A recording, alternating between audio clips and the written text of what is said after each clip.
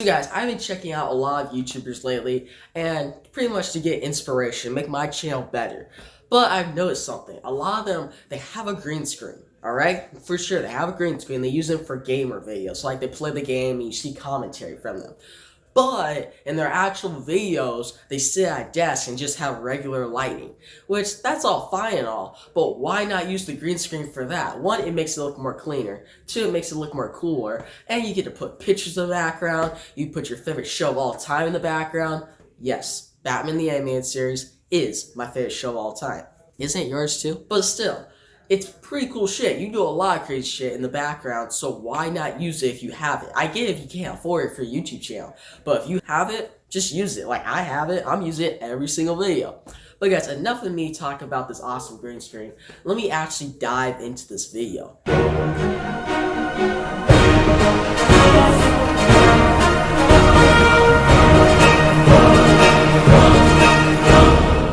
So guys, as always, welcome back to the channel, and if you're new to my channel, make sure you subscribe, because I release great DC content every day that you don't want to miss, and if you end up liking the video, give it a big thumbs up. Alright? Now guys, today I'll be explaining issue number 5 of Crisis on Infinite Earths, the biggest DC crossover in history.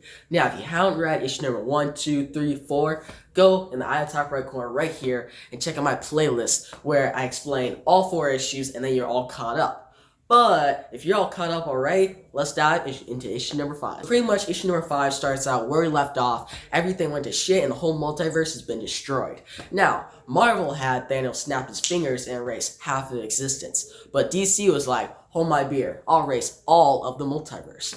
Well, technically, Infinity War didn't come out like 5 years after Crisis, but still, you know what I'm talking about. But guys, we pretty much shift. Turns out Anti-Mario's not getting stronger. Mario died though, so you think Anti-Mario would be like overpowered now. But the Mario actually tricked him. So when the Mario died, he activated like the Cosmic Tomb for at this exact same time. So now Earth 1 and 2, they're both safe. Because the Mario's essence has been created like its own like vortex to protect itself from the Anti-Mario. Like the Anti-Mario is still gonna get through there. But for now, Earth 1 and 2 are protected, are the only Earths in the whole multiverse, like the only universes. So there's 2 universes left. Harbinger, the one who killed the Myers, all crying, she's all sad, and she's talking to Pariah. Pariah doesn't know what to do, and that's when Alexander Luthor, you know that child who got like out of Earth 3, because from issue number 1, Alexander Luthor and Lois Lane, the heroes of that Earth who fought the crime syndicate, pretty much died, and they sent their baby son, Superman style, out of the Earth as it was getting destroyed, and now that son, or that child, was adopted by the Monitor. And this child is very important. This child has anti-Mario energy and positive energy, so he might just be the thing to track the anti-Mario and go beat it. So he's all grown up now, and he tells Harbinger and Pariah, hey, we gotta go assemble all the heroes and figure out a plan.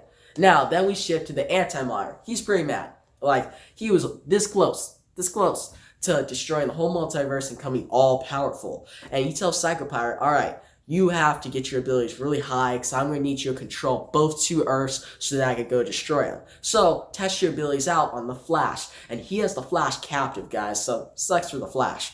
Then we shift to Earth 1 2, and turns out on both Earths, the past, the present, and the future have all collided. So you have dinosaurs with the Legion of Superheroes and with Batman all in the same area. Pretty awesome shit. Then we shift back to the Golden Satellite, and that's where all the heroes left alive are. And we see Harbinger, Alexander Luthor, and Pariah all talking to him. Pretty much explain what we already know.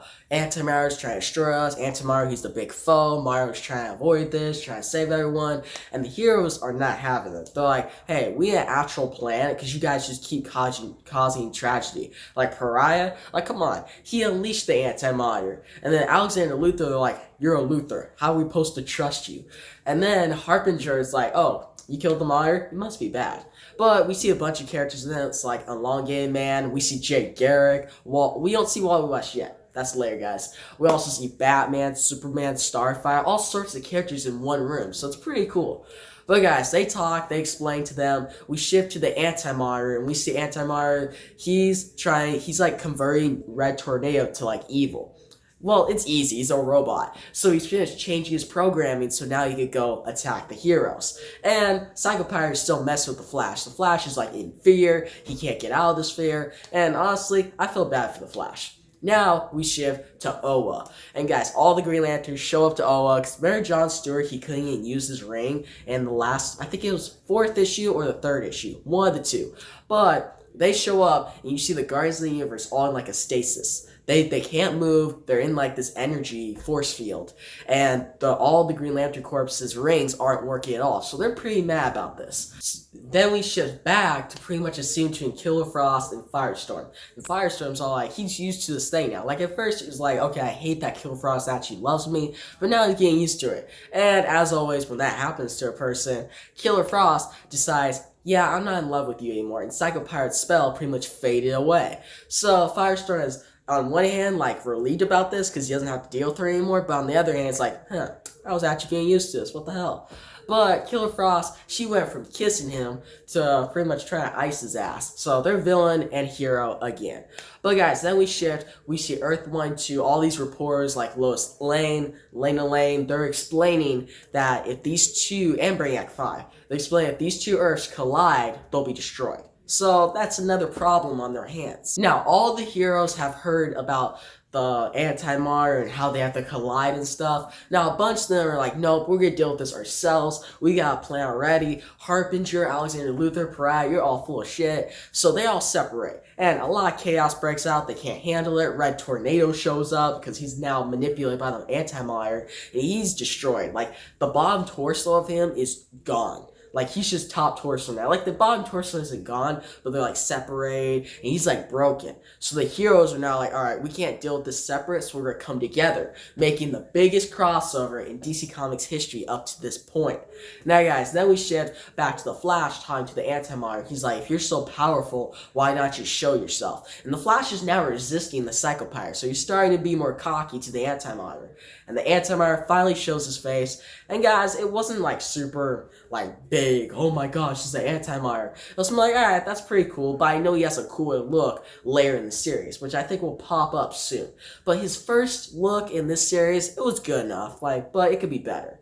But guys, then we shift to the Freedom Fighters. And they're on Earth X, they're trying to save all these people from the antimatter energy, and it pretty much ends off the issue with them running toward the antimatter energy and thinking they can fight it, alright? They can't. You guys know that. They can't fight that antimatter energy. They're just gonna die. But we'll find out in issue number 6, which I'll explain tomorrow in the next video. But guys, if you like this video, give it a thumbs up. And if you haven't yet, bro, subscribe to my channel. It's always great DC content every day that you don't want to miss. Also, in the comment section below, tell me your favorite Crisis issue and are excited for the finale coming in January, well, January 14th. But guys, the big thing I want to know, if you watch the CW series and you've been watching that big Crisis event, they just released new photos for part 4. You see all the heroes like Ryan Choi, Batwoman, they're all in like this certain space, and you see the Antimatter himself. So what do you think is going to happen in that episode? Are you excited for it? And do you think Reverse Flash will show up in part 4 or 5? You guys tell me in the comment section below. But yeah, guys, that's the video. Peace out.